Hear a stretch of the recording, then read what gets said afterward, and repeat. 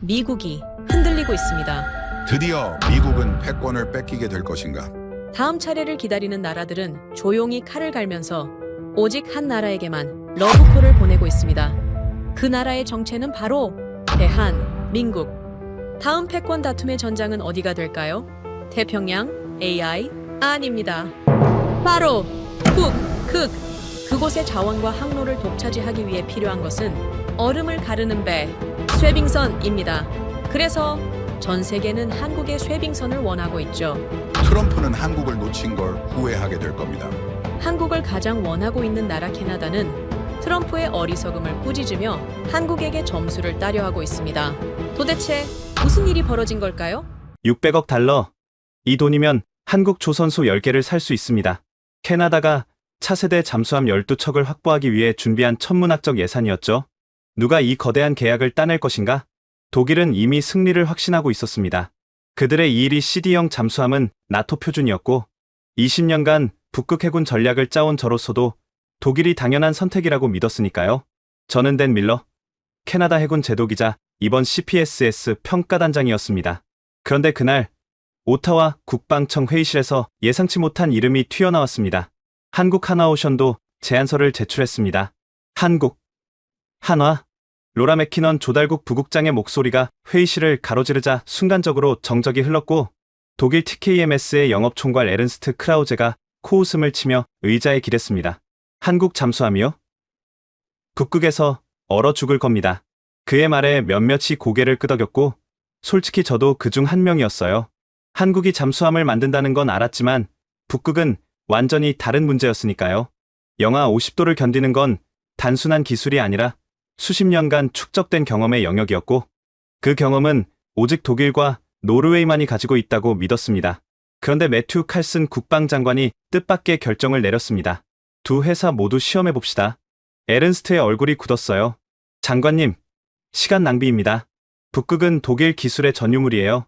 테이블을 두드리며 항의하는 그에게 칼슨 장관은 담담하게 대답했습니다. 그래서 더 확인해야죠. 600억 달러는 실패할 수 없는 돈입니다. 저는 마지못해 고개를 끄덕였지만 어차피 한국이 북극 시험을 통과할 리 없다고 생각했기 때문에 크게 걱정하지 않았습니다.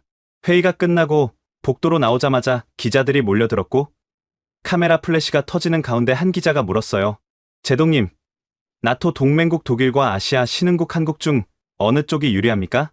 저는 외교적으로 공정하게 평가하겠습니다라고 답했지만 속으론 이미 결론을 내렸죠. 30년간 쌓아온 독일과의 신뢰를 버릴 이유가 없었습니다. 그날 밤 사무실로 돌아온 저는 일지에 이렇게 적었습니다. 실패해도 책임은 내가 진다. 하지만 실패는 없을 것이다. 얼마나 오만한 확신이었는지 곧 알게 되겠지만요. 다음날 아침 로라가 찾아와서 한국팀이 도착했다고 보고했을 때 저는 서류를 내려놓고 물었죠. 리더가 누굽니까? 박서진이라는 엔지니어입니다. 여성이에요. 북극 잠수함 사업에 여성 엔지니어를 대표로 보내다니 의외였습니다. 로라가 건넨 태블릿에는 MIT 박사, 대우조선 10년, 하나오션 기술이사라는 화려한 이력이 적혀 있었지만 북극 경험은 전무했어요. 이론과 현장은 다르죠. 제가 고개를 저으며 말하자 로라가 묘한 표정을 지으며 물었습니다. 제동님, 빅토리아급 가동률 아시죠? 48%. 우리 잠수함 4척 중 2척만 제대로 돌아간다는 부끄러운 숫자였죠. 한국 잠수함 가동률은 92%랍니다. 순간 놀랐지만 내색하지 않고 열대바다와 북극을 비교하는 건 무리죠라고 답했고 로라는 더 이상 말하지 않았지만 그녀의 눈빛이 뭔가를 말하고 있었습니다. 일주일 뒤 첫 기술 브리핑이 열렸을 때 독일팀이 먼저 발표했죠. 212 CD형은 연료전지 추진으로 3주간 잠항이 가능합니다. 에른스트가 자신만만하게 설명하는 동안 완벽한 그래프와 도표가 화면을 채웠고 참석자들이 역시 독일이야라며 감탄했어요. 저도 만족스러웠습니다. 이 정도면 북극을 지킬 수 있겠다고 생각했죠. 그런데 질의응답 시간에 헬리팩스 조선소 기술이사 에밀리 그레이슨이 손을 들고 예상치 못한 질문을 던졌습니다. 영하 2도에서 연료전지 효율이 유지됩니까? 에른스트가 잠시 말을 멈추고 이론적으로는 이라고 답하자 에밀리가 다시 물었죠. 이론 말고 실제 데이터를 묻는 겁니다. 회의실이 조용해진 가운데 에른스트가 마침내 곧 북극 시험에서 증명하겠습니다라는 애매한 대답을 내놓았고 바로 그때 화면이 바뀌며 한국팀 온라인 연결이 시작됐습니다. 서울 하나오션 회의실이 화면에 나타났어요. 박서진이 일어서며 차분한 목소리로 인사했습니다. 안녕하십니까? 하나오션 박서진입니다. 그녀가 띄운 첫 슬라이드에는 사람이 기술을 완성한다라는 특이한 문구가 적혀 있었고, 이어진 설명이 더 놀라웠죠. 잠수함은 기계지만 운용하는 건 사람입니다. 북극에서 중요한 건 스펙이 아니라 대응력입니다. 에른스트가 비웃으며 철학 강의는 필요 없소. 데이터를 보여주시오라고 쏘아붙였지만 박서진은 담담히 고개를 끄덕이고 다음 화면을 띄웠습니다. 알래스카 인근 실제 북극 해역에서 KSSII가 얼음 사이로 부상하는 영상이었죠. 작년 시험 영상입니다. 201시간 연속 자망에 성공했죠. 8일이 넘는 시간이라는 숫자에 회의실이 술렁거렸고 에른스트가 조작일 수도 있지 않소? 라며 의심하자 박서진이 담담히 답했습니다. 캐나다 해군 옵저버가 동승했습니다. 제임스 리 무관님이죠. 주한 캐나다 무관이었던 제임스가 사실입니다. 제가 직접 확인했습니다. 라고 증언하자 분위기가 완전히 바뀌었고 저도 처음으로 한국 기술을 다시 봤습니다. 박서진이 마지막 슬라이드를 띄우며 말했죠. 기술 사양서는 보내드렸습니다. 하지만 저희가 정말 보여드리고 싶은 건 위기 상황에서 사람이 어떻게 대응하는가입니다. 묘한 자신감이 느껴졌어요. 브리핑이 끝나고 장관실로 불려간 저에게 칼슨 장관이 창밖을 보며 서서 물었습니다. 어떻게 생각하십니까, 제독? 독일이 안전한 선택입니다. 제 대답은 확고했고 장관이 돌아보며 한국은요? 라고 묻자 검증이 필요합니다라고 답했죠. 그래서 북극 시험을 하는 거 아닙니까? 공정하게 평가해 주십시오. 선입견 없이. 장관이 미소 지으며 말했지만 저는 경례를 하면서도 선입견을 버리기엔 30년 경험이 너무 무겁다고 생각했습니다. 그날 밤집에 돌아오니 환경 NGO에서 일하는 딸 메건이 문자를 보냈더군요. 아빠, 뉴스 봤어요. 한국 회사도 참여한대요. 그래. 하지만 독일이 이길 거다. 왜요? 한국 기술도 좋다던데? 북극은 특별하거든. 아빠도 특별하다고 생각했는데 편견 있네요. 딸의 말이 가슴에 박혔지만 인정하고 싶지 않았습니다. 다음날 시험 일정이 확정됐을 때 7월 10일 그린란드 인근 북극해에서 두 잠수함의 대결이 시작된다는 사실에 저는 평가단을 소집했어요. 우리의 임무는 캐나다의 미래를 결정하는 것입니다. 부관 조나단 리드가 어느 쪽에 비중을 둬야 합니까? 라고 묻자 저는 비중은 없습니다. 오직 성능만 봅니다라고 답했지만 제 마음은 이미 기울어 있었죠. 독일이 이기기를, 아니 이겨야 한다고 믿었습니다. 북극은 검증된 기술만이 살아남는 곳이고 한국은 열정은 인정하지만 경험이 부족하다고 생각했으니까요. 일주일 후 독일 팀의 본격적인 기술 설명회가 열렸습니다. 오타와 국방부 지하 3층 브리핑룸은 이일이 CD형의 설계도와 모형으로 가득 찼고 에른스트가 레이저 포인터를 들고 앞에 섰죠. 보시는 것처럼 이일이 CD형은 현존하는 가장 완벽한 AIP 시스템을 탑재했습니다. 그가 가리킨 도면에는 연료전지 구조가 세밀하게 그려져 있었어요. 수소와 산소의 화학 반응으로 전기를 생산하기 때문에 디젤 엔진 없이도 3주간 자망이 가능하고 소음은 120dB 이하로 유지됩니다. 참석자들이 감탄의 한숨을 내쉬었습니다. 저도 만족스러운 미소를 지었죠. 이 정도면 러시아 잠수함도 탐지 못할 겁니다. 그런데 에밀리 그레이슨이 또 손을 들었어요. 북극 실온 영하 2도에서 연료전지 촉매 효율이 어떻게 유지됩니까? 순간 에른스트의 눈썹이 꿈틀했지만 곧 자신감 넘치는 표정으로 답했습니다. 우리는 특수 단열재를 개발했고 내부 온도는 항상 섭씨 5도 이상으로 유지됩니다. 그럼 단열재가 손상되면요? 에밀리가 다시 물었고 이번엔 에른스트가 잠시 침묵했어요. 그런 일은 일어나지 않습니다. 독일 공학을 믿으십시오. 애매한 대답이었지만 더 이상 추궁하긴 어려웠죠. 브리핑이 끝나자 저는 에밀리를 따로 불렀습니다. 왜 자꾸 독일 팀을 곤란하게 만드시오? 그녀가 어깨를 으쓱했어요. 제동님, 전 헬리팩스에서 15년간 잠수함을 정비했습니다. 북극에선 모든 게 얼어붙어요. 단열재도, 사람의 확신도요. 의미심장한 말이었지만 저는 대수롭지 않게 넘겼습니다. 오후가 되자 한국팀의 온라인 브리핑이 시작됐어요. 이번엔 박서진이 직접 헬리팩스 조선소로 왔고 화면엔 한국 기술진이 대기하고 있었죠. KSSII는 리튬이온 배터리를 주 동력으로 사용합니다. 박서진이 차분히 설명을 시작했어요. 연료전지보다 단순하지만 영하 환경에서도 안정적이죠. 작년 북극 시험에서 201시간 자망을 기록한 이유입니다. 에른스트가 코웃음을 쳤습니다. 배터리요? 그게 군사 기술입니까? 테슬라 자동차도 아니고 몇몇이 킥킥거렸지만 박서진은 동요하지 않았어요. 맞습니다. 단순합니다. 하지만 북극에선 단순함이 생존입니다. 그녀가 다음 슬라이드를 넘기자 특이한 문구가 나타났습니다. 얼음보다 사람을 먼저 본다. 저희는 기술 매뉴얼을 최소화했습니다. 대신 현장 판단권을 최대화했죠. 로라 맥키넌이 펜을 들고 메모를 시작했고 저는 그 모습을 지켜보며 불안감을 느꼈어요. 매뉴얼이 없다는 게 자랑입니까? 제가 물었죠. 박서진이 저를 바라보며 답했습니다. 매뉴얼은 있습니다.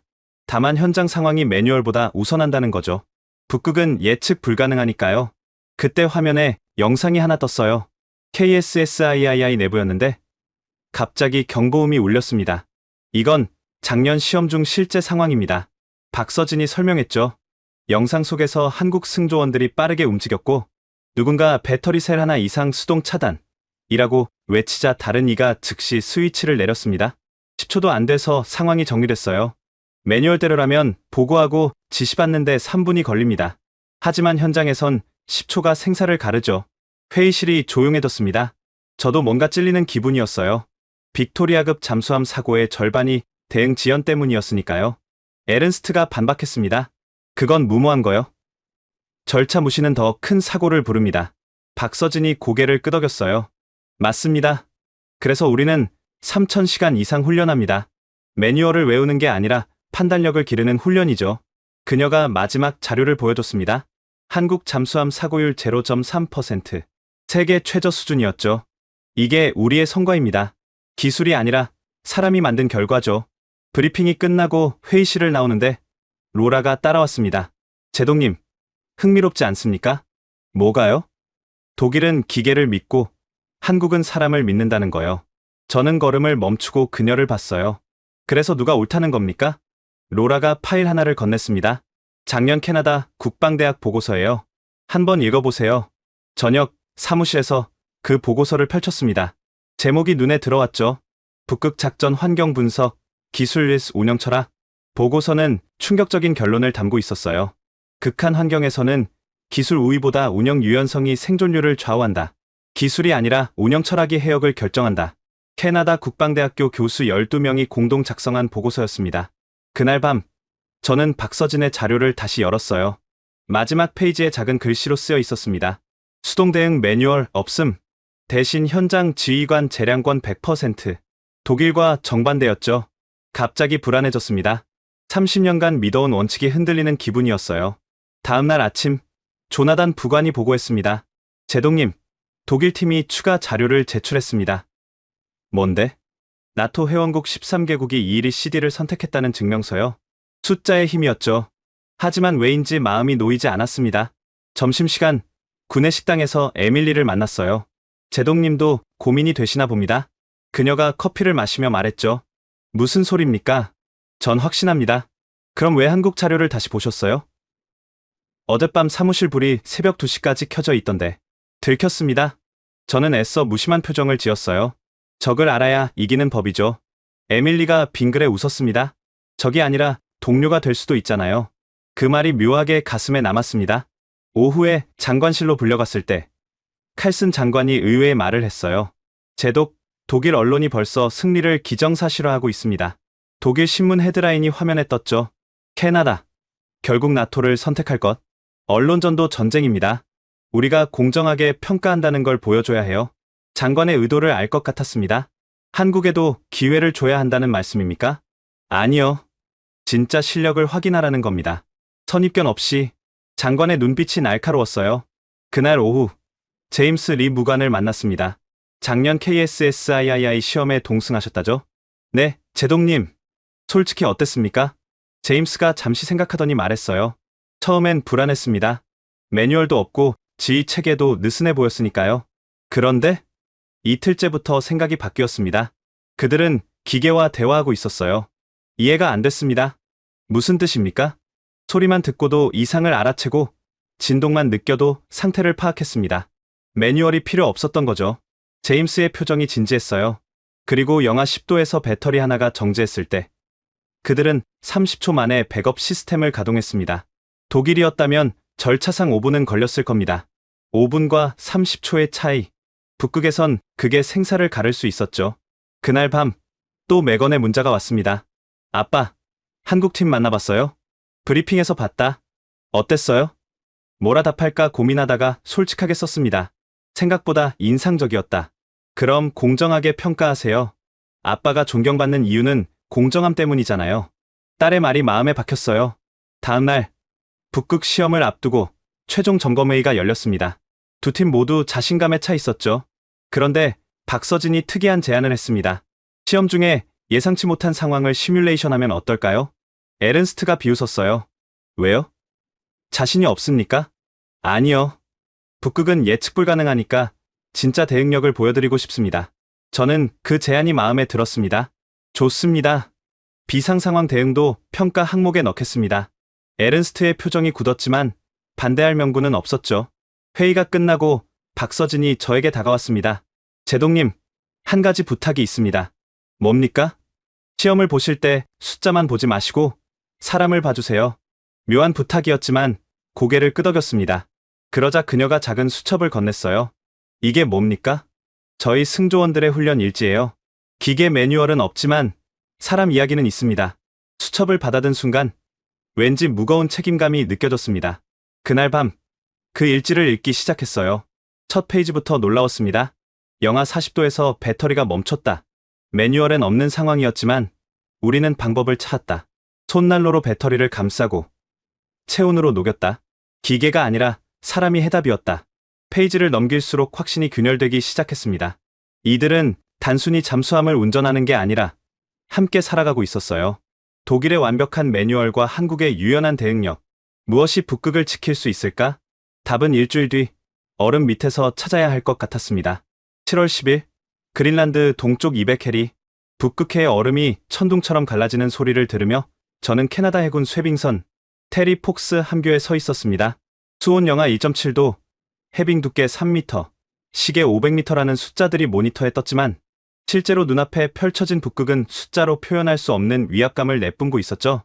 독일 팀이 먼저 자망 준비 완료했습니다. 조나단 부관이 보고했어요. 이일이 CD형이 수면에서 마지막 점검을 하는 모습이 망원경으로 보였고 에른스트가 자신만만한 표정으로 엄지를 치켜들었습니다. 정숙 성능은 우리가 최고입니다. 120대 10엘 이하를 72시간 유지할 겁니다. 무전기에서 그의 목소리가 들려왔죠. 오전 9시 정각 이일이 CD가 자망을 시작했습니다. 소나 화면에서 신호가 점점 흐려지더니 3분 만에 완전히 사라졌고 정말 유령처럼 조용했어요. 인상적입니다. 에밀리가 인정했고 저도 만족스럽게 고개를 끄덕였습니다. 이 정도면 러시아 핵잠수함도 탐지 못할 거라고 생각했죠. 1시간 뒤 KSSIII가 도착했을 때 함교에서 박서진과 김성호 항해사가 손을 흔들었습니다. 준비되셨습니까? 제가 무전으로 물었어요. 네, 제동님. 다만 한 가지 말씀드릴 게 있습니다. 박서진의 목소리가 들려왔죠. 뭡니까? 저희는 소음을 완벽히 차단하진 못합니다. 대신 200시간을 버틸 겁니다. 솔직한 고백이었지만 에른스트가 비웃는 소리가 무전기 너머로 들렸어요. KSSII가 자망하자 소나에 미세한 진동이 잡혔습니다. 130대 10엘 정도였죠. 확실히 독일보다 시끄러웠지만 북극 기준으론 양호한 수준이었습니다.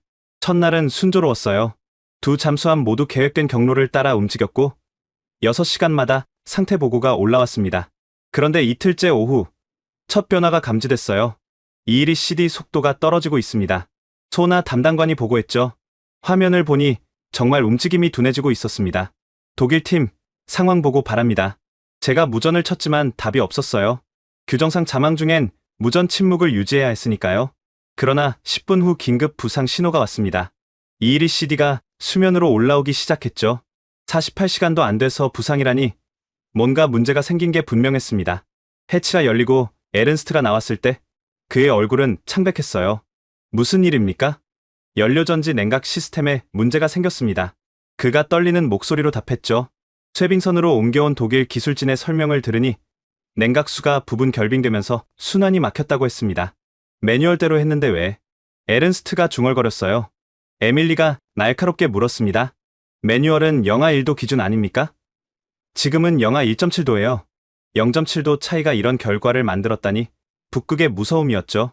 복구하는데 얼마나 걸립니까? 제가 물었습니다. 본사 승인을 받아야 해서 최소 6시간입니다. 에른스트의 대답에 다들 한숨을 쉬었어요. 6시간이면 작전상 실패나 다름없었습니다. 그때 무전기에서 김성호의 목소리가 들려왔습니다. KSSIII 72시간 경과. 온도 편차 0.3도 이상 없습니다. 한국팀은 여전히 자망 중이었죠. 독일팀이 복구 작업을 하는 동안 KSSII는 계속 북극 바다를 누비고 있었습니다. 에른스트가 이를 악물었어요. 운이 좋은 거요. 배터리는 한계가 있습니다. 하지만 그 다음 날도 KSSII는 부상하지 않았습니다. 5일째 되는 날 새벽 드디어 KSSII 부상 신호가 왔어요. 저는 시계를 확인했습니다. 120시간 14분. 닷새가 넘는 시간이었죠. 해치가 열리고 김성호가 나왔을 때 그의 얼굴엔 피로함보다 자부심이 묻어 있었습니다. 목표는 200시간이었는데 배터리 하나가 경고를 보내서 일찍 올라왔습니다. 박서진이 쇠빙선으로 올라오며 설명했어요. 그래도 120시간이면 대단한 기록입니다. 제가 인정하자 그녀가 고개를 저었습니다. 아니요. 실패입니다. 목표를 못 채웠으니까요. 오히려 더 엄격한 자기 평가였죠. 그런데 제임스 무관이 놀라운 얘기를 했습니다. 제동님, 사실 KSSII는 90시간째 배터리 경고가 있었습니다. 뭐라고요? 하지만 현장에서 즉시 부하를 재분배하고 손상세를 격리했죠. 매뉴얼엔 없는 조치였지만 30시간을 더 버틴 겁니다. 순간 에밀리와 눈이 마주쳤어요. 그녀의 표정이 말했잖아요 라고 말하고 있었습니다. 저녁 디브리핑이 시작됐을 때 에른스트가 강하게 항의했습니다. 이건 공정한 평가가 아닙니다. 예상보다 낮은 수온이었어요. 북극은 늘 예상을 벗어납니다. 로라 맥키넌이 차갑게 답했죠. 그래도 우리 정숙성은 완벽했습니다. 에른스트가 고집했지만 72시간과 120시간이라는 숫자는 너무 명확했어요. 더구나 충격적인 데이터가 하나 더 나왔습니다. KSSII가 자망 중 모의 어뢰 발사 훈련을 6번 했다고요? 제가 보고서를 보며 물었어요. 네, 배터리 소모를 최소화하면서도 전투 능력을 유지할 수 있다는 걸 보여주고 싶었습니다. 박서진의 대답이었죠. 이일이 CD는 자망 유지도 힘들었는데 KSSII는 전투 훈련까지 한 겁니다. 그날 밤 제 보고서에 이렇게 적었습니다. KSSII 120시간 자망. 단순 운이 아닌 것으로 판단됨. 운이 좋았을 뿐이라고 쓰려다가 펜을 멈췄어요. 사실을 왜곡하는 건 제 신념에 어긋났으니까요. 하지만 여전히 인정하긴 싫었습니다. 다음 날 아침 언론 브리핑이 예정돼 있었는데 독일팀이 갑자기 취소를 통보했어요. 기술적 검토가 필요하다는 이유였지만 패배를 인정하기 싫었던 거겠죠. 대신 한국팀만 기자들 앞에 섰습니다. 북극에서 닷새 이상 자망했다는 게 사실입니까? 한 기자가 물었어요. 정확히는 120시간 14분입니다. 김성호가 답했죠. 비결이 뭡니까? 얼음을 이기려 하지 않고 함께 가는 거죠. 그리고 그가 잠시 멈추더니 미소 지었습니다. 매뉴얼보다 동료를 믿는 겁니다. 기자들이 열심히 받아 적었고 저는 복잡한 심정으로 그 광경을 지켜봤어요. 오후에 장관과 화상회의를 했을 때 칼슨 장관이 물었습니다. 첫 시험 결과가 예상외네요. 일시적 현상일 수 있습니다. 제가 조심스럽게 답했죠.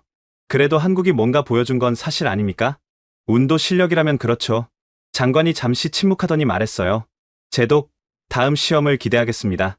더 정확한 평가를요. 압박이 느껴졌습니다. 그날 밤 침대에 누워 천장을 바라봤어요. 72시간과 120시간. 단순한 숫자가 아니었습니다. 북극에선 그게 생존 시간이었으니까요. 그리고 한 가지 더 인정할 수밖에 없는 사실이 있었죠.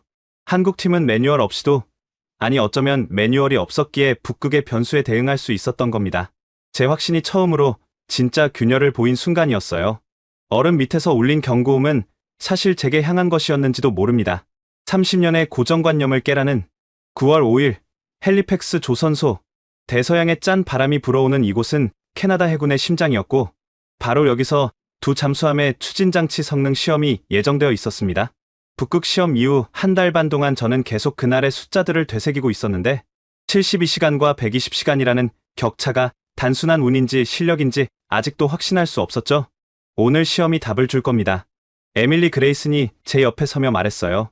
그녀는 이 조선소의 기술이사로서 모든 시설을 손바닥처럼 알고 있었고 오늘은 실내 압력 탱크에서 추진장치의 한계를 시험하는 날이었습니다. 오전 9시 독일팀이 먼저 시작했어요. 이일이 CD의 연료전지 시스템이 작동하기 시작하자 계기판의 숫자들이 안정적으로 올라갔고 에른스트가 득이양양한 표정으로 설명했습니다. 보십시오. 완벽한 압력 분배입니다. 독일 공학의 정밀함이죠. 확실히 인상적이었어요. 모든 수치가 교과서처럼 정확했으니까요. 1시간 뒤 한국팀 차례가 되었을 때 박서진이 직접 컨트롤룸에 들어갔습니다. 엔지니어가 직접 조작합니까? 제가 물었죠. 네. 저희는 설계자가 곧 운용자입니다. 그녀의 대답이었는데 독일과는 완전히 다른 접근이었어요. KSSIII의 리튬이온 배터리가 작동하기 시작했고 처음 30분은 순조로웠습니다. 그런데 갑자기 경보음이 울렸어요. 냉각수 밸브 역류. 누군가 소리쳤고 압력 게이지가 미친 듯이 올라가기 시작했습니다. 빨간색 경고등이 켜지며 압력 초과라는 문구가 모니터를 가득 채웠죠. 에른스트가 소리쳤습니다. 절차대로 하시오. 먼저 시스템 정지, 그 다음 본사 보고. 그의 말이 맞았어요. 매뉴얼상으론 그게 정답이었으니까요. 하지만 박서진은 전혀 다르게 움직였습니다. 그녀가 안전장치를 무시하고 수동 밸브 쪽으로 뛰어갔을 때 에른스트가 경악했죠. 미쳤소? 절차를 무시하면 폭발할 수도 있어. 박서진은 대답 대신 밸브를 돌리기 시작했고 동시에 한국 기술진 2명이 보조 배출구를 열었습니다. 마치 오케스트라처럼 일사불란한 움직임이었어요. 압력 분산 중, 메인 라인 전환. 김성호가 외치며 다른 스위치를 올렸습니다. 10초, 20초, 30초가 지나며 압력 게이지가 조금씩 내려가기 시작했고 45초째 경보음이 멈췄어요.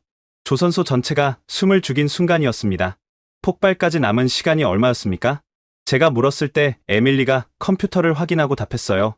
120초였습니다. 매뉴얼대로 했다면. 그녀가 말을 끝내지 않았지만 모두가 알았죠. 매뉴얼대로 보고하고 지시받는데 3분은 걸렸을 테고 그땐 이미 늦었을 겁니다. 박서진이 컨트롤룸에서 나왔을 때 그녀의 이마엔 땀이 맺혀 있었어요. 위험한 선택이었습니다. 제가 말했죠. 하지만 옳은 선택이었죠. 그녀가 담담히 답했습니다. 에른스트가 여전히 흥분한 목소리로 항의했어요. 그건 무모한 도박이었소. 만약 실패했다면? 실패하지 않았습니다. 운이 좋았을 뿐이요. 박서진이 고개를 돌려 그를 봤습니다. 운이 아니에요. 우린 이 상황을 150번 훈련했습니다. 실제 상황에서요. 그녀가 태블릿을 꺼내 영상을 보여줬는데 한국 조선소에서 같은 상황을 반복 훈련하는 장면이었죠.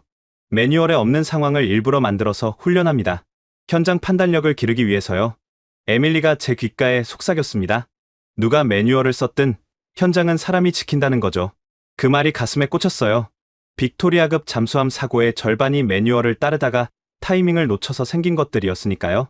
점심시간, 구내 식당에서 로라 맥키넌을 만났을 때 그녀가 파일을 하나 건넸습니다. 뭡니까? 아까 사고 영상 분석 자료예요. 한국팀이 정확히 어떻게 움직였는지 타임라인으로 정리했죠. 자료를 펼쳐보니 놀라웠어요.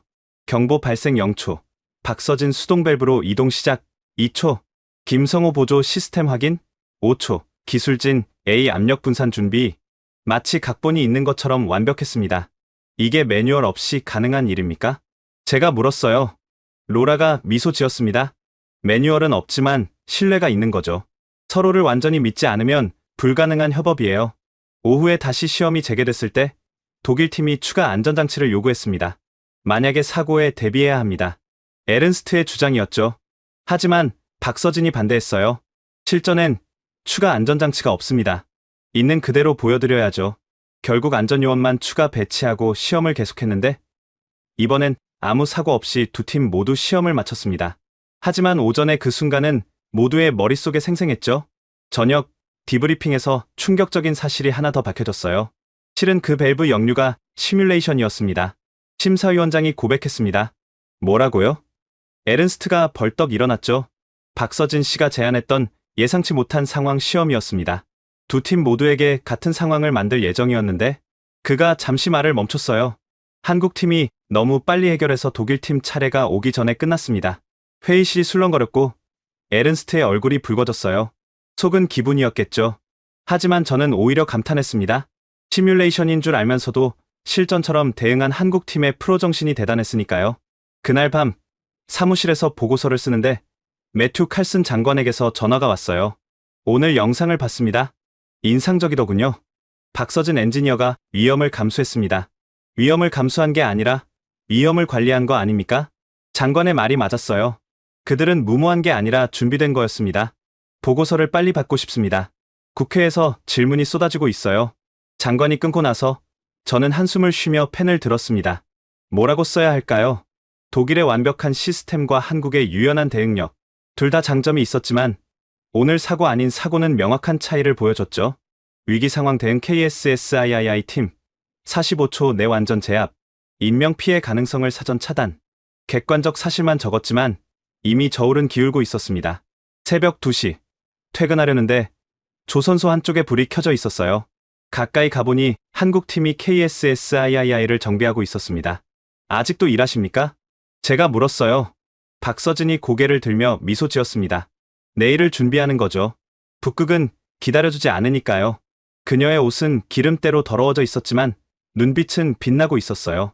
엔지니어가 직접 정비까지 합니까?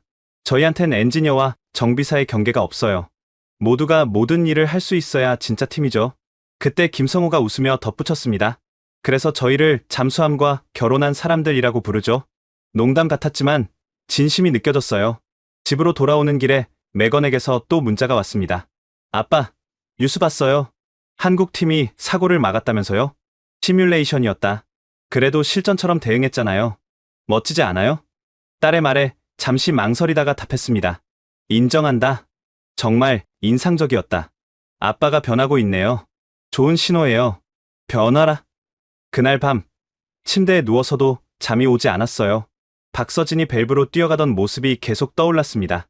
매뉴얼도 허가도 안전보장도 없었지만 그녀는 망설이지 않았죠. 그리고 팀원들은 그녀를 완전히 믿고 따랐습니다. 이게 진짜 신뢰의 힘인가? 처음으로, 정말 처음으로 독일이 질 수도 있다는 생각이 들었어요. 10월 12일, 다시 북극해.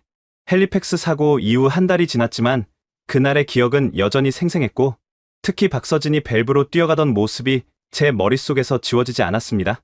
이번엔 장소가 바핀만 북쪽, 캐나다 최북단 해역이었고 수온은 영하 2.3도까지 떨어져 있었죠. 날씨가 심상치 않습니다. 조나단 부관이 기상 레이더를 보며 걱정스럽게 말했는데 북극 특유의 눈보라가 시속 80km로 몰아치고 있었어요. 시계는 100m도 안 됐고 파도는 6m를 넘었습니다. 그런데도 한국팀이 재시험을 고집한 이유가 있었죠. 극한 상황에서 진짜 실력이 나옵니다. 박서진이 화상회의에서 그렇게 말했던 게 기억났어요. 독일팀은 이미 철수했습니다. 헬리팩스 사고 이후 에른스트는 추가 개발이 필요하다며 본사로 돌아갔고 사실상 패배를 인정한 거나 다름없었죠. 하지만 저는 아직 완전히 확신하지 못했습니다. 한국이 운 좋게 이긴 건 아닐까? 실전에선 다를 수도 있지 않을까 하는 의구심이 남아 있었으니까요. 오전 10시 KSSII가 자망을 시작했을 때 쇠빙선 테리 폭스의 함교는 긴장감으로 가득했습니다. 이번 시험의 핵심은 단순한 자망이 아니었어요. 수중 발사 시험을 한다고요? 로라 맥키넌이 놀란 표정으로 물었죠. 네, 현무사 500km급 모이탄을 발사할 예정입니다. 제임스 리 무관이 설명했는데 그의 표정도 긴장되어 보였어요. 잠수함에서 미사일을 발사하는 건 최고 난도의 기술이었고 특히 북극처럼 극한 환경에서는 더욱 어려웠습니다. 얼음층 때문에 GPS 신호도 불안정했고 해류도 예측 불가능했으니까요. 러시아도 북극에서 SLBM 발사를 여러 번 실패했습니다. 에밀리가 과거 사례를 언급했어요. 그만큼 어려운 도전이었죠. 자망 2시간째 첫 신호가 왔습니다. KSSII 발사 준비 시작. 김성호의 목소리가 무전기에서 들려왔는데 물속 200m에서 올라온 신호치곤 놀랍도록 선명했어요. 소나 화면을 보니 KSSII가 천천히 발사 위치로 이동하고 있었고 정확히 북위 73도 45분, 서경 81도 10분에서 멈췄습니다. VLS 해치 개방. 다시 김성호의 보고가 이어졌죠. 순간 저도 모르게 숨을 참았습니다. 이 순간이 가장 위험했거든요. 해치를 여는 순간 잠수함의 균형이 깨지고 소음이 급격히 증가하며 적에게 위치가 노출될 수 있었습니다. 그런데 소나 화면의 데시벨 수치가 거의 변하지 않았어요. 130에서 135데시벨, 겨우 5데시벨 증가였습니다. 어떻게 가능하죠? 에밀리도 놀란 표정이었어요. 일반적으로 VLS 해치를 열면 20데시벨은 증가하는데 5데시벨이라니 믿기 어려운 수치였죠. 발사 카운트다운 시작. 10, 9, 8. 김성호의 목소리가 이어졌고 함교의 모든 사람이 화면을 응시했습니다. 3, 2, 1, 발사. 순간 소나 화면에 강한 신호가 잡혔고 동시에 수면 위로 물기둥이 솟구쳤어요. 그 물기둥을 뚫고 모의 미사일이 하늘로 치솟았는데 마치 용이 승천하는 것 같았습니다. 발사 성공. 탄도 정상. 레이더 담당관이 외쳤어요. 미사일은 정확한 포물선을 그리며 날아갔고 500km 떨어진 목표 지점에 정확히 떨어졌습니다. 오차는 겨우 3m였죠. 믿을 수 없군요. 로라가 감탄했고 저도 할 말을 잃었어요. 이건 단순히 기술력의 문제가 아니었습니다. 북극이라는 극한 환경에서 눈보라가 몰아치는 상황에서 이런 정밀도를 보이다니요. 그런데 더 놀라운 건 그 다음이었습니다. 두 번째 발사 준비. 김성호의 목소리가 다시 들려왔어요. 연속 발사를 한다는 겁니다. 연속 발사는 너무 위험하지 않습니까? 제가 무전으로 물었죠. 실전엔 한 발만 쏘고 끝나지 않습니다. 박서진의 목소리가 대신 들려왔어요. 두 번째, 세 번째 미사일이 연이어 발사됐고 매번 정확히 목표를 명중시켰습니다. 발사 성공률 100%. 더 놀라운 건 발사 후 측정한 소음 수준이었어요. 평균 탐지음압 5dB입니다. 기술 분석관이 보고했을 때 모두가 숨을 삼켰죠. 5dB이면 고래 울음소리보다 작은 수준이었고 사실상 탐지 불가능한 레벨이었습니다. 어떻게 이게 가능합니까? 에밀리가 물었을 때 제임스 무관이 설명했어요. 한국은 지난 5년간 이 기술을 개발했다고 합니다. 특수 음향 흡수제와 발사 시스템을 독자 개발했죠. 네 번째, 다섯 번째, 여섯 번째 발사까지 모두 성공했을 때 저는 완전히 압도당한 기분이었어요. 이건 단순한 성능 시연이 아니었습니다. 북극을 지배할 수 있는 능력을 보여준 거였죠. 발사를 마치고도 KSSII는 계속 자망을 유지했는데 시간이 흐를수록 경이로움은 커져만 갔어요. 현재 자망 시간 150시간 경과, 배터리 잔량 32% 유지, 모든 시스템 정상, 6시간마다 올라오는 보고는 한결같았습니다. 200시간을 넘겼을 때 저는 로라에게 말했어요. 이건 단순한 기술이 아닙니다. 철학입니다. 그녀가 고개를 끄덕였죠. 기술이 아니라 운영 철학이 해역을 결정한다던 국방대 보고서가 맞았네요. 드디어 210시간째 KSSII가 부상 신호를 보냈습니다. 목표했던 200시간을 초과 달성한 거였죠. 얼음 사이로 함수가 올라오는 순간 쇠빙선의 모든 승조원이 박수를 쳤고 저도 모르게 손뼉을 치고 있었어요. 해치가 열리고 박서진과 김성호가 나왔을 때 그들의 얼굴엔 지친 기색보다 성취감이 가득했습니다. 축하합니다. 정말 대단한 성과입니다. 제가 진심을 담아 말했어요. 박서진이 미소 지으며 답했죠. 이제 시작입니다. 캐나다와 함께 더 큰 일을 하고 싶어요. 그날 오후 긴급 화상회의가 열렸을 때 캐나다 국방부는 발칵 뒤집혀 있었습니다. 잠수함에서 미사일 6발을 연속 발사했다고요? 칼슨 장관이 믿기지 않는다는 표정으로 물었어요. 그것도 탐지음압 5dB 이하를 유지하면서요. 제가 확인해줬죠. 그럼 사실상 스텔스 미사일 잠수함이란 얘기군요. 장관 옆에 있던 참모가 말했고 모두가 고개를 끄덕였습니다. KSSII는 세계 최초의 AI PVLS 융합 플랫폼입니다. 캐나다 국방기술평가단의 공식 평가가 화면에 떴어요. 이 한 문장이 모든 걸 말해주고 있었죠. 저녁 언론 브리핑이 열렸을 때 기자들의 질문이 쏟아졌습니다. 정말 북극에서 미사일을 발사했습니까? 탐지가 불가능하다는 게 사실입니까? 독일은 왜 철수했습니까? 박서진이 차분히 대답했어요. 저희는 기술을 보여드린 게 아닙니다. 캐나다의 북극 방위를 위한 솔루션을 제시한 거죠. 한 기자가 물었습니다. 비결이 뭡니까? 김성호가 대답했어요. 얼음 밑에서 불꽃을 피우는 건 기술이 아니라 의지입니다. 그리고 그 의지를 현실로 만드는 건 사람이죠. 얼음 밑에서 불꽃이 솟았다. 다음날 캐나다 주요 신문의 헤드라인이었습니다. 그날 밤 침실에서 일지를 쓰고 있는데 매건이 전화를 했어요. 아빠, 뉴스 봤어요? 한국이 해냈네요. 그래, 인정할 수밖에 없구나. 아빠가 완전히 인정하다니 정말 대단한 거네요.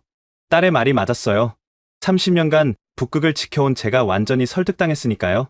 매건아, 가끔은 새로운 방식이 답일 수도 있구나. 아빠도 이제 아시는구나. 변화를 받아들이는 게 진짜 강함이에요. 전화를 끊고 창밖을 봤습니다. 북극의 밤하늘에 오로라가 춤추고 있었어요. 마치 한국팀의 성공을 축하하는 것처럼. 로라가 보낸 데이터를 다시 확인했습니다.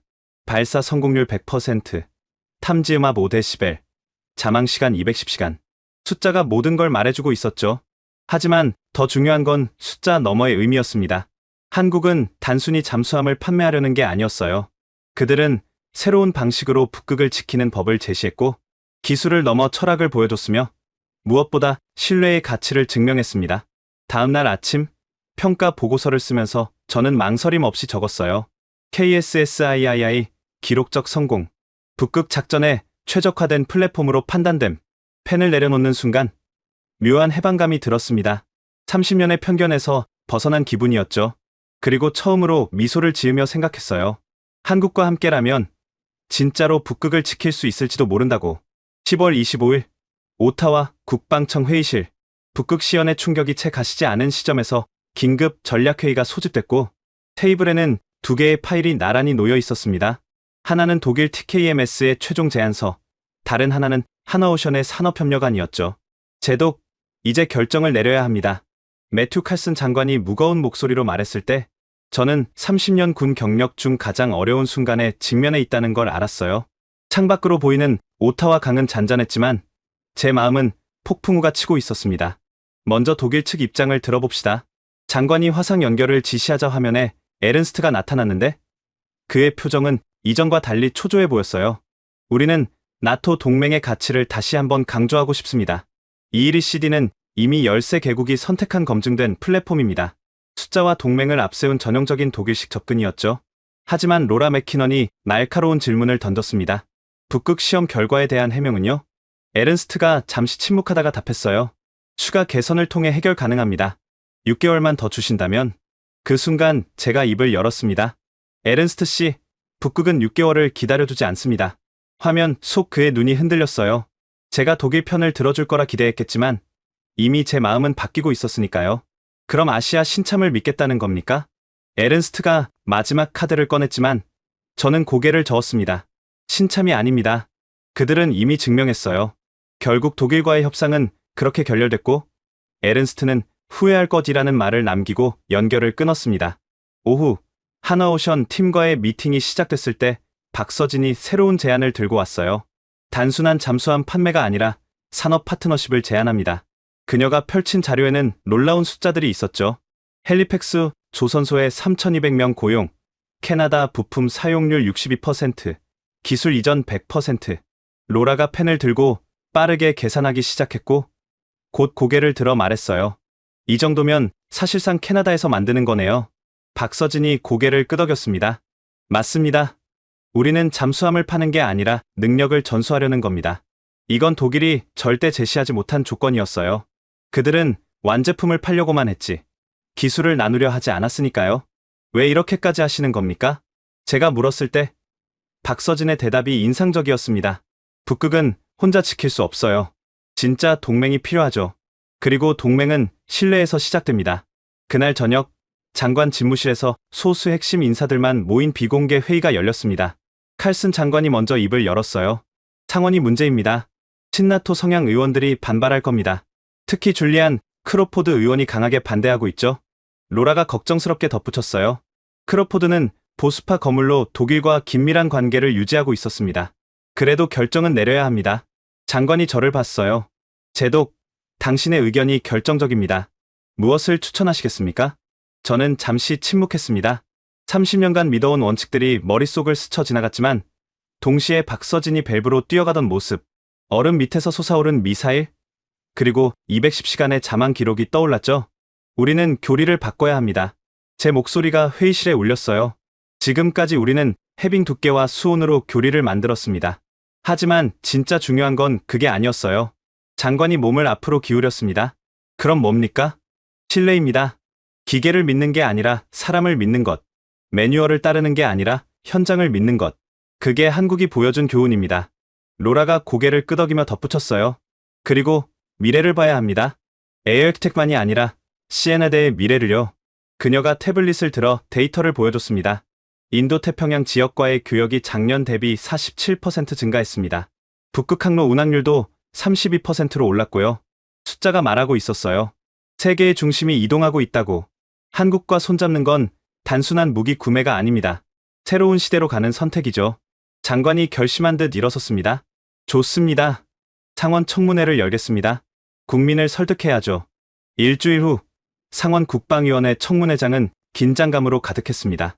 줄리안 크로포드 의원이 먼저 공격했어요. 밀러 제독, 당신은 30년간 나토 체제를 신봉했습니다. 갑자기 왜 변했습니까? 마이크 앞에 선재가 답했죠. 변한 게 아니라 깨달은 겁니다. 진짜 안보는 기술 스펙이 아니라 위기 대응력에서 나온다는 거요. 그래도 검증되지 않은 아시아 국가를 믿는다는 건 검증됐습니다. 제가 그의 말을 끊었어요. 북극에서 210시간 자망, 미사일 6발 연속 발사, 탐지음압 5데시벨. 이보다 확실한 검증이 있습니까? 청중석이 술렁거렸고 크로포드의 얼굴이 붉어졌습니다. 그때 박서진이 증인석에 섰어요. 의원님들께 한 가지 보여드릴 게 있습니다. 화면에 영상이 떴는데 헬리팩스 사고 당시 한국팀이 대응하는 장면이었죠. 45초 만에 위기를 제압하는 모습에 청문회장이 조용해졌습니다. 이게 우리가 제안하는 철학입니다. 매뉴얼이 아닌 신뢰, 절차가 아닌 판단력. 한 의원이 물었어요. 그래도 나토와의 관계는 어떻게 하죠? 칼슨 장관이 대답했습니다. 나토는 여전히 중요합니다. 하지만 세계는 넓어지고 있어요. 우리도 시야를 넓혀야 합니다. 청문회가 끝날 무렵 여론이 바뀌고 있다는 게 느껴졌어요. 특히 젊은 세대는 열광적으로 한국을 지지했죠. 다음 날 주요 언론의 헤드라인이 흥미로웠습니다. 독일 기술 vs 한국 신뢰, 북극의 미래, 아시아에서 찾다, 매뉴얼 시대의 종말. 특히 가장 영향력 있는 신문이 사설에서 이렇게 썼어요. 캐나다는 과감한 선택을 해야 한다. 과거의 동맹에 안주할 것인가? 미래의 파트너를 택할 것인가? 그날 오후 에른스트에게서 마지막 전화가 왔습니다. 제독, 지금이라도 다시 생각해 보시오. 하지만 제 대답은 확고했어요. 에른스트, 당신들의 기술은 훌륭합니다. 하지만 북극은 완벽한 기계가 아니라 유연한 인간이 필요한 곳이에요. 그가 한숨을 쉬며 말했죠. 후회하실 겁니다. 아니요. 이미 너무 늦었다고 후회하고 있습니다. 전화를 끊고 나서 저는 내 책상 위에 낡은 교범을 집어들었어요. 북극 작전 교리 마이너스 1994년 개정판. 30년간 제 바이블이었던 책이었죠. 마지막 페이지를 펼쳐 펜을 들었습니다. 그리고 여백에 이렇게 적었어요. 2024년 10월 교리 제정에 기술보다 신뢰, 매뉴얼보다 현장, 독립보다 협력. 펜을 내려놓는 순간 묘한 해방감이 들었습니다. 드디어 낡은 틀에서 벗어난 기분이었죠. 저녁 박서진과 한국팀을 만났을 때 그녀가 손을 내밀었어요. 이제부터가 진짜 시작입니다. 제독님. 악수를 하며 저는 말했죠. 당신들이 옳았어요. 기술은 도구일 뿐 진짜 무기는 신뢰더군요. 박서진이 미소 지었습니다. 그 신뢰로 북극을 함께 지킬 수 있을 겁니다. 그날 밤 보고서를 마무리하면서 저는 오랫동안 고민하다가 마지막 문장을 적었어요. 하나오션 KSSIII 선정을 강력히 권고함. 이는 단순한 무기 도입이 아닌 캐나다 해군 철학의 전환점이 될 것임. 보고서를 제출하고 사무실을 나서는데 복도에서 로라를 만났습니다. 제독님, 용기 있는 결정이었어요. 아니, 당연한 결정이었죠. 밖으로 나오니 오타와의 밤 공기가 차가웠지만 왠지 마음은 따뜻했어요. 북쪽 하늘을 보며 생각했습니다. 북극의 얼음은 여전히 두껍지만 이제 우리에겐 그것을 녹일 수 있는 신뢰라는 불꽃이 있다고. 그리고 그 불꽃은 예상치 못한 곳, 바로 태평양 건너편에서 왔다는 게 놀라웠죠. 변화를 받아들이는 것. 그게 진짜 강함이라는 걸 62살에 배웠습니다. 11월 5일 오타와 프레스 센터. 캐나다 국방부 역사상 가장 주목받는 기자회견이 열리는 날이었고 300명이 넘는 기자들이 대강당을 가득 메웠습니다. CNN, BBC는 물론이고 한국 방송사들까지 생중계 준비를 하고 있었는데 이 순간이 단순한 무기 도입 발표가 아니라는 걸 모두가 알고 있었죠. 무대 옆에서 대기하던 저는 손에 든 원고를 다시 한번 확인했지만 사실 이미 할 말은 정해져 있었습니다. 제독님, 준비되셨습니까? 매튜 칼슨 장관이 물었을 때 저는 고개를 끄덕였어요. 30년 군 생활 중 가장 중요한 순간입니다. 장관이 먼저 단상에 올랐고 플래시 세례가 쏟아졌습니다. 오늘 우리는 캐나다 국방 역사의 새로운 장을 엽니다. 그의 목소리가 강당에 울려 퍼졌어요. 지난 6개월간의 평가를 거쳐 우리는 차세대 잠수함 사업 우선협상 대상자를 선정했습니다. 기자들이 숨을 죽였고 카메라들이 일제히 장관을 향했죠. 우리의 선택은 기술이 아닌 신뢰였습니다. 이 한 문장에 모든 게 담겨 있었어요. 장관이 손짓하자 대형 스크린에 영상이 떴는데 바로 헬리팩스 조선소 사고 당시의 CCTV 영상이었습니다. 압력 게이지가 치솟고 경보음이 울리고 박서진이 밸브로 뛰어가는 장면이 고스란히 담겨 있었죠. 45초. 장관이 말했어요. 폭발까지 120초가 남았을 때 하나오션 팀은 45초 만에 위기를 제압했습니다. 영상 속에서 한국팀이 일사불란하게 움직이는 모습에 기자들이 탄성을 내뱉었고, 특히 박서진이 안전장치를 무시하고 수동 밸브를 돌리는 장면에서는 박수가 터져 나왔어요. 이들은 매뉴얼을 무시한 게 아닙니다. 매뉴얼을 초월한 겁니다. 장관이 다음 자료를 띄웠을 때 구체적인 숫자들이 화면을 채웠습니다. 하나오션은 헬리팩스에 3,200명의 일자리를 만들고 캐나다 부품 사용률 62%를 보장했습니다. 기자들이 열심히 받아 적었어요. 이는 단순한 구매가 아닌 진정한 산업협력입니다. 그때 한 기자가 손을 들었습니다. 장관님, 나토 동맹국들의 반응은 어떻습니까? 칼슨 장관이 잠시 침묵하다가 답했어요. 동맹은 소중합니다. 하지만 미래는 더 소중하죠. 우리는 과거에 안주하지 않고 미래를 선택했습니다. 이어서 제 차례가 왔을 때 저는 천천히 단상으로 걸어갔습니다. 수백 개의 눈이 저를 주시했고 마이크 앞에 서자 강당이 조용해졌어요. 저는 30년간 북극을 지켜왔습니다. 제 목소리가 떨리지 않도록 신경 쓰며 말했죠. 그동안 독일식 교리, 나토 표준, 검증된 기술만을 신봉했습니다. 기자들이 고개를 끄덕였어요. 다들 제 보수적 성향을 알고 있었으니까요. 하지만 지난 6개월간 저는 깨달았습니다. 북극을 지키는 건 차가운 기계가 아니라 뜨거운 신뢰라는 것을. 제가 손짓하자 새로운 영상이 떴는데 KSSII가 북극 얼음을 뚫고 부상하는 장면이었어요. 210시간 연속 자망, 미사일 6발 연속 발사, 탐지음압 5데시벨. 숫자를 하나씩 언급할 때마다 기자들의 팬 소리가 들렸습니다. 이것은 단순한 성능이 아닙니다. 철학의 증명입니다. 한 기자가 물었어요. 제동님, 당신은 무엇을 배웠습니까? 이 질문을 기다렸다는 듯 저는 미소를 지었습니다. 매뉴얼은 얼음 위에 쓰지만 신뢰는 얼음 밑에 새긴다는 것을요. 이 말이 끝나자 강당이 잠시 고요해졌다가 누군가 박수를 치기 시작했고 순식간에 박수가 퍼져나갔어요. 제가 내려오자 박서진이 차례로 올라갔을 때 그녀의 차분한 모습에서 자신감이 느껴졌습니다. 하나오션 박서진입니다. 먼저 캐나다 정부의 현명한 선택에 감사드립니다. 그녀가 준비한 프레젠테이션이 시작됐어요. 저희는 단순히 잠수함을 제공하는 게 아닙니다. 캐나다와 함께 북극의 미래를 만들어가려 합니다. 화면에 헬리팩스 조선소의 미래 조감도가 떴고 현대화된 시설과 함께 일하는 캐나다 노동자들의 모습이 그려져 있었죠. 3,200명의 직접 고용, 10,000명 이상의 간접 일자리 창출, 그리고 완전한 기술 이전. 기자들이 감탄사를 내뱉었습니다. 특히 기술 이전 100%라는 부분에서 술렁거렸죠.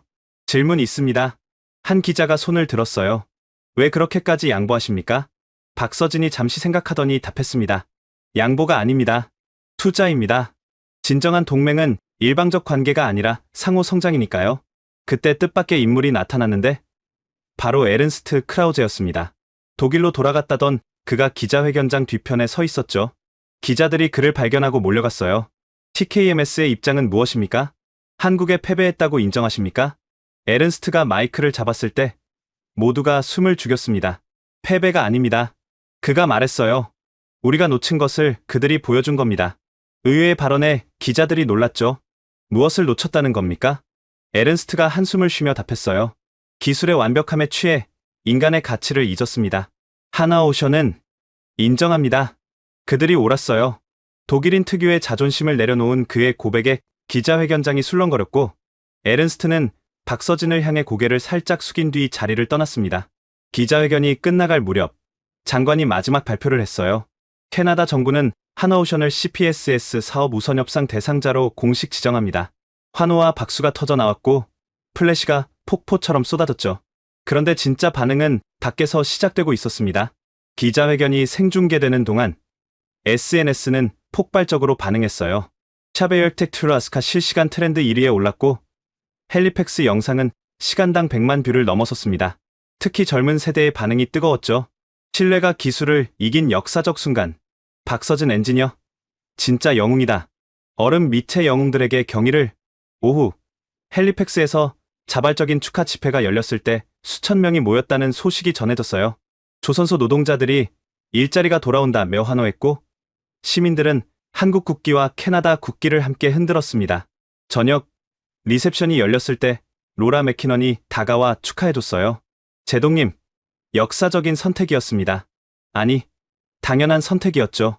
그때 박서진이 샴페인 잔을 들고 왔습니다. 제동님, 건배하시죠. 무엇을 위해서요? 신뢰를 위해서요. 얼음보다 단단한 신뢰. 잔을 부딪히는 순간 왠지 눈시울이 뜨거워졌어요. 30년 군 생활 중 가장 뿌듯한 순간이었습니다. 다음 날, 전 세계 언론이 이 소식을 대서특필했는데 특히 인상적인 헤드라인들이 있었죠. 캐나다, 나토에서 인도태평양으로 시선 돌려 동서협력의 새로운 모델 탄생.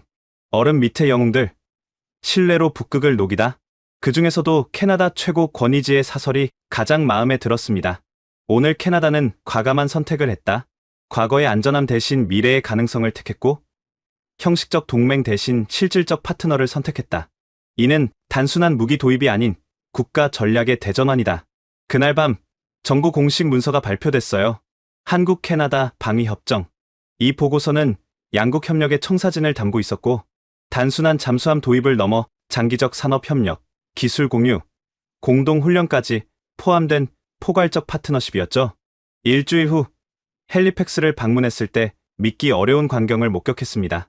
조선소 정문에 거대한 현수막이 걸려 있었는데 한국어와 영어, 프랑스어로 이렇게 쓰여 있었어요. 함께 만드는 바다, 함께 지키는 미래. 에밀리 그레이슨이 저를 안내하며 말했죠. 벌써 이력서가 5,000장이 넘게 들어왔어요. 모두가 이 프로젝트에 참여하고 싶어 합니다.